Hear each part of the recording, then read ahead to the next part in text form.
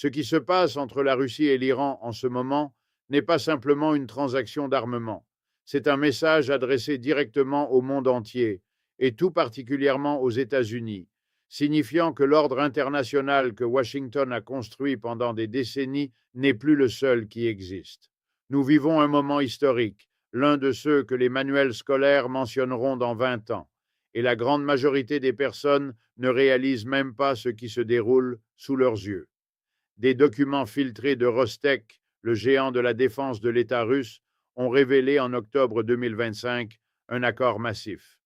L'Iran va acquérir 48 avions de combat Su-35 pour une valeur de 6,5 milliards de dollars, 48 machines de guerre de quatrième génération avancées, équipées de radars capables de détecter des cibles à 400 km, capables de suivre simultanément 30 objectifs et d'emporter jusqu'à 12 missiles RR. Nous ne parlons pas de ferraille militaire. Nous parlons de l'un des aéronefs les plus redoutables que la Russie ait jamais construit, en cours de transfert vers un pays que le gouvernement américain cherche à contenir depuis des décennies. Et la question que personne dans les grands médias dominants ne veut poser à voix haute est la suivante. Qu'est-ce que cela dit réellement du pouvoir des États-Unis aujourd'hui, en ce moment, en 2026? Parce que si l'on comprend comment fonctionne le capitalisme mondial, comment fonctionne le pouvoir géopolitique et comment les sanctions économiques constituent l'outil privilégié de Washington pour plier les volontés, alors cet accord entre la Russie et l'Iran est un signal énorme indiquant que cet outil est en train de perdre son tranchant. Et cela a des conséquences pour chacun d'entre nous, pour ceux qui vivent dans ce pays, pour ceux qui paient des impôts finançant ces sanctions, ces politiques, ces guerres, pour ceux qui ont des familles, des communautés et un avenir qui dépend de la façon dont le pouvoir se redistribue sur cette planète. Commençons depuis le début, parce que le contexte est tout. Pendant des décennies, la force aérienne iranienne a été une relique du passé. Les avions qui sillonnent aujourd'hui les ciels iraniens sont, pour la plupart, des machines que les États-Unis ont vendues au Shah d'Iran avant la révolution de 1979. Nous parlons de F-14 Tomcats, de F-4 Phantoms, d'avions qui ont plus de 45 ans d'ancienneté. C'est comme si quelqu'un essayait aujourd'hui de concourir en Formule 1 avec une voiture des années 70. Ça fonctionne, oui, mais à peine. Et cela a été démontré de manière brutale en juin 2025, lorsqu'Israël et les États-Unis ont lancé des attaques coordonnées contre des installations nucléaires iraniennes. Les chasseurs israéliens F-16 se sont approchés à seulement 80 km de Téhéran. Les bombardiers furtifs B-2 de l'armée de l'air américaine ont pénétré l'espace aérien iranien et largué des bombes de pénétration massive sur Fordo, Natanz et Ispahan, les installations nucléaires les plus profondes et les mieux blindées que possédait l'Iran. Et la force aérienne iranienne, avec tous ses pilotes courageux, n'a pratiquement rien pu faire pour l'arrêter. 2 de ces précieux F-14 ont été détruits au sol. Le système de défense S-300 a été neutralisé. L'Iran s'est retrouvé exposé d'une manière que personne au sein du régime ne pouvait ignorer ni minimiser. Alors, quand on comprend ce contexte, cette humiliation stratégique et militaire subie par l'Iran en 2025, l'accord sur les Su-35 n'est pas simplement un achat d'armes. C'est une réponse existentielle. C'est l'Iran disant au monde « Plus jamais nous ne serons aussi vulnérables ». Parce que ce qui s'est passé en juin 2025 n'était pas seulement une défaite tactique, c'était une démonstration publique que la force aérienne iranienne, telle qu'elle était constituée, était fondamentalement hors jeu face à des adversaires de premier rang. Et aucun État qui prend au sérieux sa propre survie ne peut tolérer cela indéfiniment. Maintenant, voici la partie qui devrait véritablement nous faire réfléchir, nous qui vivons aux États-Unis et nous préoccupons de la direction que prend le monde. Des documents internes de la corporation russe KRE, une filiale de Rostec, ont été divulgués en octobre 2025 par le groupe de hackers connu sous le nom de Black Mirror, qui, selon des rapports, entretenait des liens avec l'Ukraine. Plus de 300 documents internes ont été mis au jour, incluant des tableaux de prix à l'exportation, des calendriers de livraison et des spécifications techniques des systèmes de guerre électronique inclus dans le forfait destiné à l'Iran. Le client apparaissait sous le code interne 364 et le contrat décrivait la livraison de 48 Su-35 en tranches entre 2026 et 2028, avec un paiement initial de 15%. Le forfait comprenait les systèmes de guerre électronique Kibini-M, les mêmes systèmes que la Russie a utilisés pour perturber l'électronique des avions de l'OTAN dans des conflits réels. Et il faut marquer une pause ici, parce que lorsqu'on entend guerre électronique dans les médias, cela passe souvent comme un détail technique qui ne semble pas pertinent. Mais ce que cela signifie en termes pratiques est extraordinairement important pour comprendre pourquoi cet accord terrifie les planificateurs militaires à Washington et à Tel Aviv. Le Su-35 n'est pas simplement un avion rapide armé de missiles. C'est une plateforme de combat intégrée dotée de capacités de brouillage électronique qui peuvent aveugler les radars ennemis, semer la confusion dans les systèmes de guidage de missiles et créer ce que les militaires appellent des zones noires, des espaces où les capteurs cessent tout simplement de fonctionner avec précision. Ce que cela signifie concrètement, c'est que si l'Iran opère ses machines avec efficacité, la tâche de neutraliser ces installations depuis les airs, déjà difficile même pour les bombardiers B-2 en 2025, devient quelque chose de bien plus complexe à l'avenir.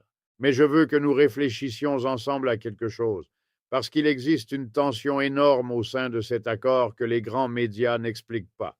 La Russie elle-même a perdu plus d'une douzaine de ses Su-35 en Ukraine. Pensez-y un instant. Le même avion que la Russie vend à l'Iran comme s'il était le joyau de la couronne de son industrie aéronautique a été abattu à plusieurs reprises dans le conflit ukrainien. Et l'Ukraine, avec ses F-16 plus anciens, a démontré que si le Su-35 est un aéronef capable, il n'est pas non plus invincible. Alors la question légitime que posent les analystes est celle-ci. Dans quelle mesure cet accord va-t-il réellement modifier l'équilibre des forces au Moyen-Orient? Ou s'agit-il davantage d'un signal politique et symbolique que d'un changement stratégique réel? La réponse honnête est probablement les deux à la fois, et c'est là que l'analyse devient vraiment intéressante. Parce que même si les Su-35 ne transforment pas l'Iran en puissance aérienne indestructible du jour au lendemain, ce qu'ils font, c'est modifier radicalement les calculs de risque pour tout adversaire envisageant d'attaquer l'Iran à l'avenir. Actuellement, Israël peut lancer des frappes aériennes avec une confiance relativement élevée que la réponse iranienne dans les airs sera limitée. L'Arabie saoudite et les Émirats arabes unis, tous deux dotés de flottes d'avions de combat modernes achetés aux États-Unis, dominent clairement l'espace aérien régional face à l'Iran. Mais avec deux escadrons modernes de Su-35, ce calcul commence à changer. Non pas parce que le Su-35 est magique, mais parce qu'il oblige les planificateurs militaires israéliens, saoudiens et américains à intégrer une variable nouvelle et plus sérieuse dans leurs équations. Et en géopolitique, modifier l'équation du risque est déjà en soi une forme de pouvoir. Je veux maintenant aborder quelque chose que presque personne ne discute dans le contexte de cet accord, la dimension économique de ce que représente ce type de transaction pour le système financier mondial et pour le pouvoir réel des États-Unis. Parce que les États-Unis utilisent depuis des décennies les sanctions économiques comme leur arme principale de politique étrangère. Si vous n'aimez pas ce que fait un pays, vous lui coupez l'accès au système financier international, vous lui interdisez d'importer des technologies, vous lui gelez les actifs libellés en dollars. C'est une stratégie puissante et elle a très bien fonctionné pendant longtemps, surtout quand le dollar était littéralement le seul jeu en ville et qu'aucun pays ne voulait risquer d'être exclu du système financier occidental. Mais ce que nous observons en ce moment, en 2025 et 2026, c'est que ce modèle est soumis à une pression qu'il n'avait jamais connue auparavant.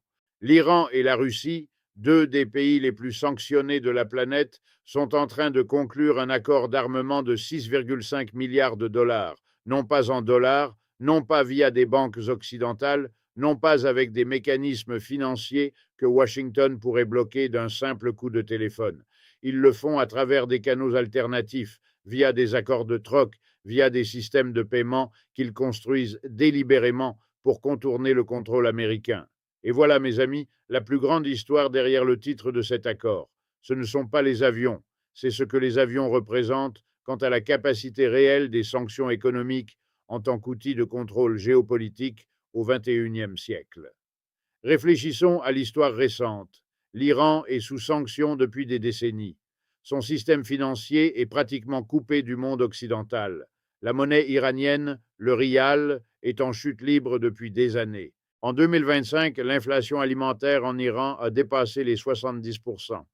La Banque mondiale avait prévu une contraction de l'économie iranienne tant en 2025 qu'en 2026. Les sanctions ont causé des souffrances réelles et considérables pour la population iranienne ordinaire. Il n'y a aucun doute là-dessus. Mais ce qui est également vrai, et c'est ce que les défenseurs de la politique de pression maximale ne veulent pas admettre, c'est que ces sanctions n'ont réussi à modifier le comportement stratégique du régime iranien sur aucun aspect fondamental. Elles n'ont pas arrêté le programme nucléaire. Elles n'ont pas mis fin au soutien iranien à des groupes comme le Hezbollah. Elles n'ont pas stoppé les attaques de drones.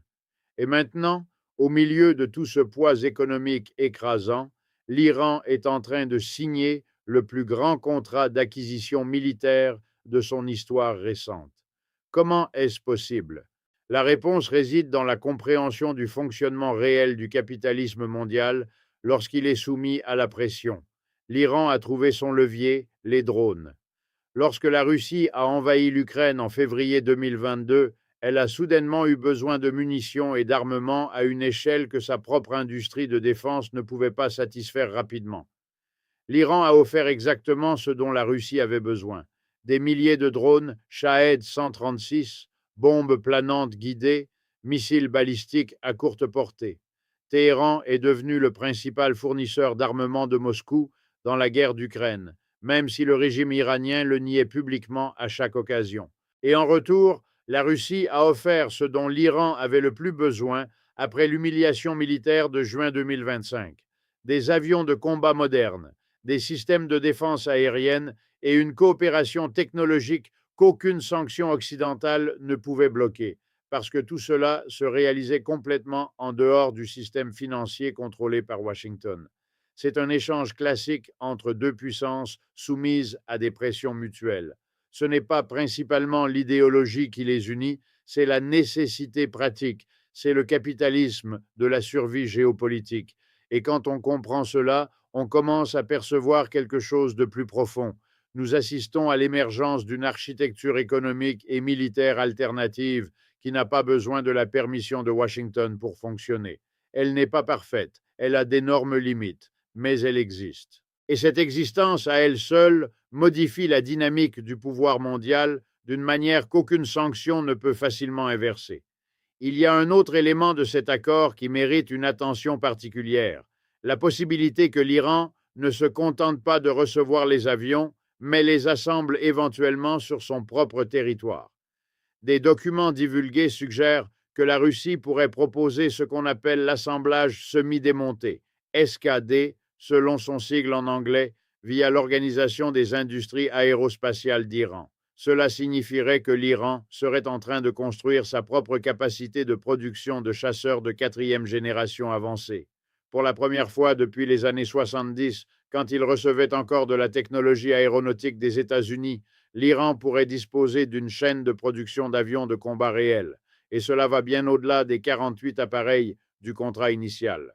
Des experts iraniens cités dans la presse spécialisée évoquent une capacité éventuelle de produire entre 48 et 72 unités par an si le programme d'assemblage se concrétise avec succès.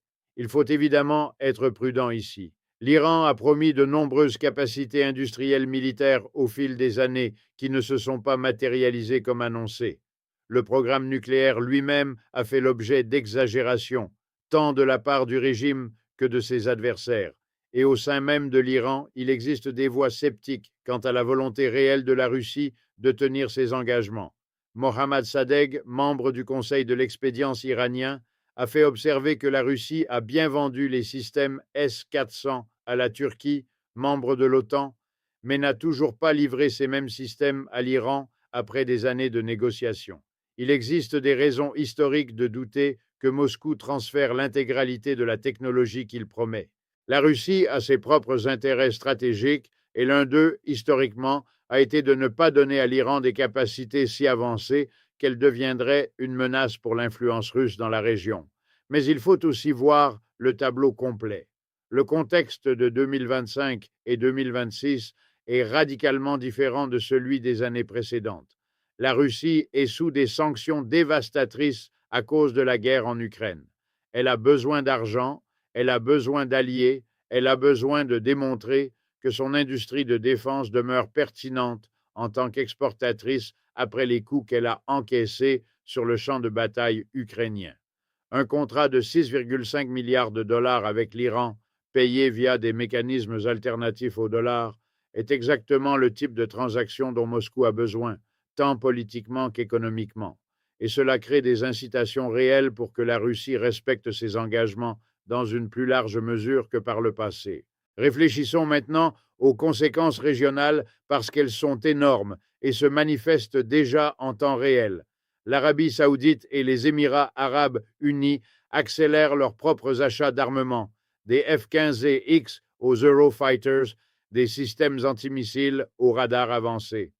Le Moyen-Orient est engagé dans une course aux armements qui a des décennies d'histoire, mais que l'accord russo-iranien a dramatiquement accéléré. On estime que les dépenses de défense des pays du Moyen-Orient approcheront les 190 milliards de dollars annuels d'ici 2026. C'est de l'argent qui sort des économies de ces pays et qui va directement aux industries de défense des États-Unis, de l'Europe et maintenant aussi de la Russie et de la Chine. C'est le capitalisme de la peur dans sa forme la plus pure. L'insécurité régionale se transforme en profit pour les fabricants d'armes de tous les côtés. Et pendant ce temps, que vivent les personnes ordinaires dans ces pays? En Iran, des protestations massives qui ont débuté en décembre 2025 et se sont étendues aux 31 provinces du pays, alimentées par une inflation écrasante, la dévaluation du rial et l'épuisement d'une population qui paie depuis des décennies le coût des sanctions et d'un régime qui dépense pour des avions de combat pendant que les gens ne peuvent pas acheter du pain à des prix raisonnables. En Arabie saoudite et aux Émirats, des populations qui vivent sous des régimes autoritaires, utilisant l'argent du pétrole pour acheter la sécurité et des armes au lieu de construire une vraie démocratie. En Israël, une société traumatisée qui vit entre la peur et la militarisation permanente. Dans aucun de ces endroits, l'argent dépensé en armes n'améliore la vie quotidienne des personnes ordinaires. Cela fait aussi partie de l'analyse que nous devons effectuer. Parce que si observer cet accord depuis une perspective économique et politique honnête nous enseigne quelque chose, c'est que les courses aux armements ne surgissent pas de nulle part. Elles naissent de conflits, d'intérêts réels, d'injustices non résolues, de rapports de force qui produisent des ressentiments profonds. L'Iran n'achète pas des Su-35 parce qu'il serait un pays agressif par nature. Il achète des Su-35 parce que ses dirigeants, avec tous leurs défauts et contradictions, ont vu leurs installations bombardées en 2025 et ont compris que sans capacité militaire crédible, ils sont en permanence à la merci d'adversaires plus puissants. C'est une réponse rationnelle au sein d'un système international qui demeure profondément anarchique et où la puissance militaire détermine encore qui peut faire quoi sans en subir les conséquences. Est-ce que les États-Unis peuvent arrêter cet accord? La réponse honnête est plus de la même façon qu'avant. Les sanctions CAATSA existent et pourrait techniquement être appliquée à tout pays tiers facilitant la transaction. Mais la Russie et l'Iran ont passé des années à construire des systèmes pour contourner exactement ce type de pression. Ils utilisent des banques dans des pays qui ne coopèrent pas avec Washington. Ils utilisent des crypto-monnaies, des accords de troc direct, ce qu'on appelle la flotte fantôme de pétroliers qui transportent le pétrole iranien vers la Chine sans passer par des canaux que les États-Unis pourraient surveiller ou bloquer. Et la Chine, qui absorbe la majeure partie des exportations de pétrole iranien, a ses propres intérêts à maintenir l'Iran viable en tant que contrepoids à la puissance américaine dans la région. En 2026, les tentatives de l'administration Trump de ramener les exportations de pétrole iranien à zéro n'ont tout simplement pas fonctionné de la manière qui avait été promise publiquement. Voilà quelque chose d'essentiel que peu d'analystes veulent admettre directement. L'échec des sanctions a modifié le comportement stratégique iranien n'est pas un accident de mise en œuvre. Ce n'est pas que les sanctions n'aient pas été assez sévères ou qu'il n'y ait pas eu assez de volonté politique pour les faire appliquer.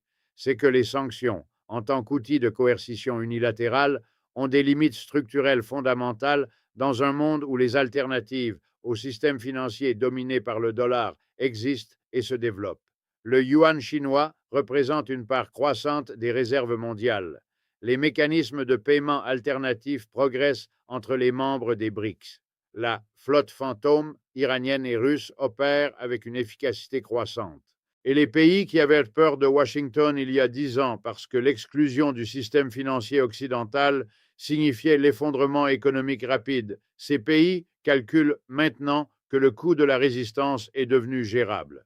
Ce n'est pas une révolution du jour au lendemain. Ce n'est pas la fin du dollar comme monnaie de réserve mondiale demain matin, mais c'est une érosion structurelle, lente et régulière de la capacité de Washington à imposer sa volonté via des instruments financiers.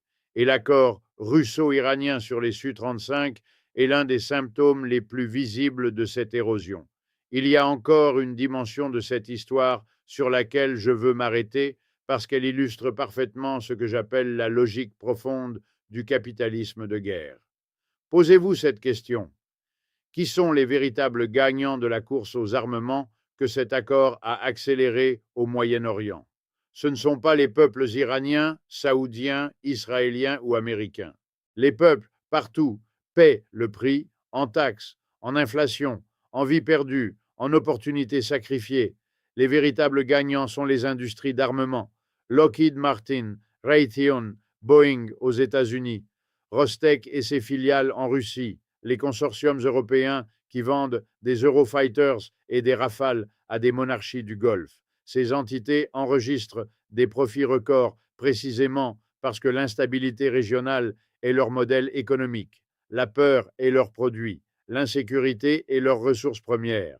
Et voici la partie que personne dans le débat politique mainstream n'ose formuler directement. Ce système n'est pas une aberration du capitalisme. Ce n'est pas une déformation pathologique d'un système qui fonctionnerait bien par ailleurs. C'est le capitalisme fonctionnant exactement comme il a été conçu pour fonctionner, en transformant chaque conflit, chaque tension, chaque humiliation nationale en une opportunité de profit pour ceux qui sont suffisamment bien positionnés pour en tirer avantage. Quand l'Iran signe un contrat de 6,5 milliards de dollars avec Rostec, Rostec enregistre des revenus. Quand l'Arabie saoudite répond en commandant davantage de F-15 et X, Lockheed Martin enregistre des revenus. Quand les Émirats achètent des systèmes antimissiles supplémentaires, Raytheon enregistre des revenus. La course aux armements est, dans sa structure profonde, un mécanisme de redistribution de richesses, des contribuables et des populations ordinaires vers les actionnaires des industries de défense.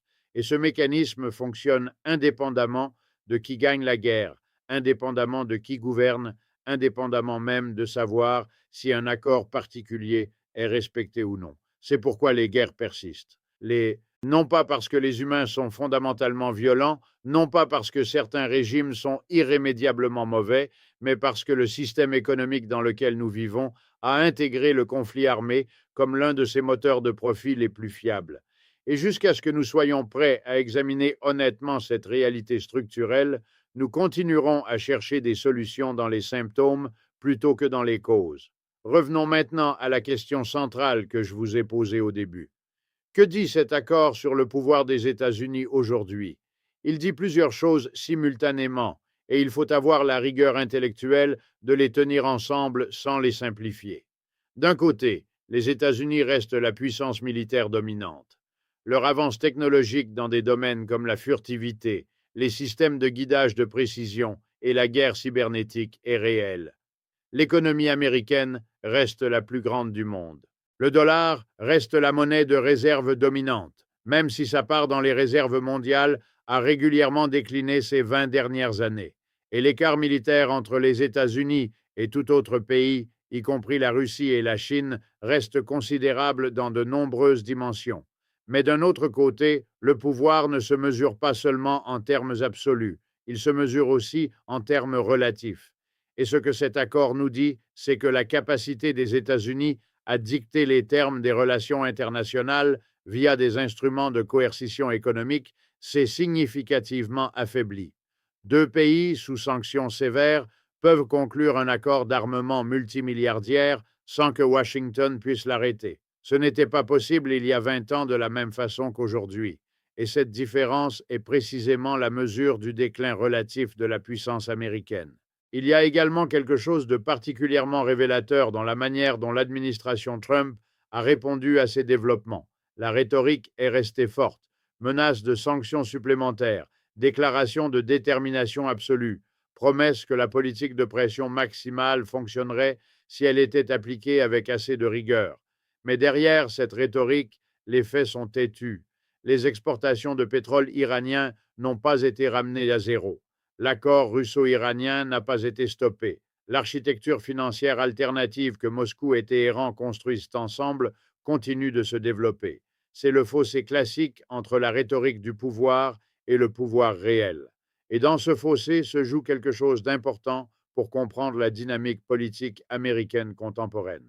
Parce qu'un gouvernement qui ne peut pas tenir ses promesses géopolitiques, mais qui continue à promettre, finit par éroder sa propre crédibilité, non seulement à l'étranger, mais aussi aux yeux de ses propres citoyens.